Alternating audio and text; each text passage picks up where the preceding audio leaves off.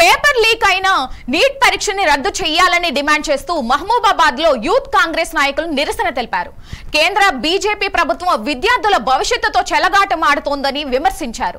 ఈ మేరకు ఎన్డీఏ ప్రభుత్వానికి వ్యతిరేకంగా నినాదాలు చేస్తూ ప్రధాని నరేంద్ర మోదీ దిష్టి బొమ్మను దహనం చేశారు.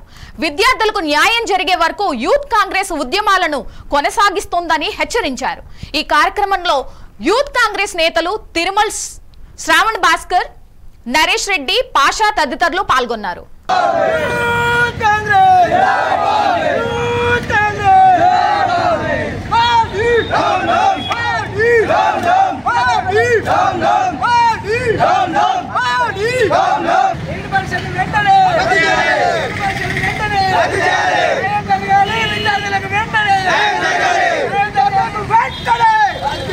భారతదేశంలో అత్యంత ప్రాథమికంగా నిర్వహించే నీట్ ఎగ్జామ్ను దాన్ని అవకతవకల పాలు చేసి ఈరోజు నిర్వహించడం జరిగింది.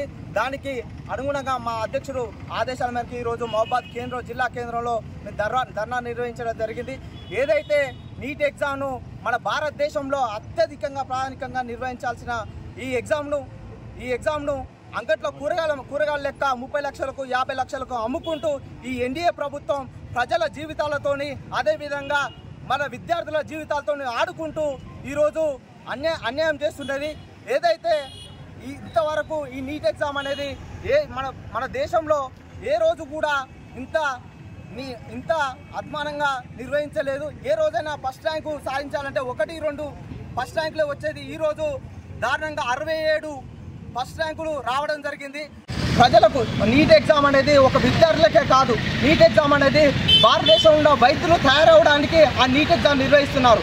కాబట్టి భారతదేశంలో వైద్యులు వాళ్ళకు సబ్జెక్ట్ లేకుండా ఎలాంటి అవగాహన లేకుండా వాళ్ళు ర్యాంకులు సాధిస్తే రానున్న రోజుల్లో మన ప్రజలు హాస్పిటల్కి పోతే వాళ్ళు ఏం ట్రీట్మెంట్ చేస్తారు?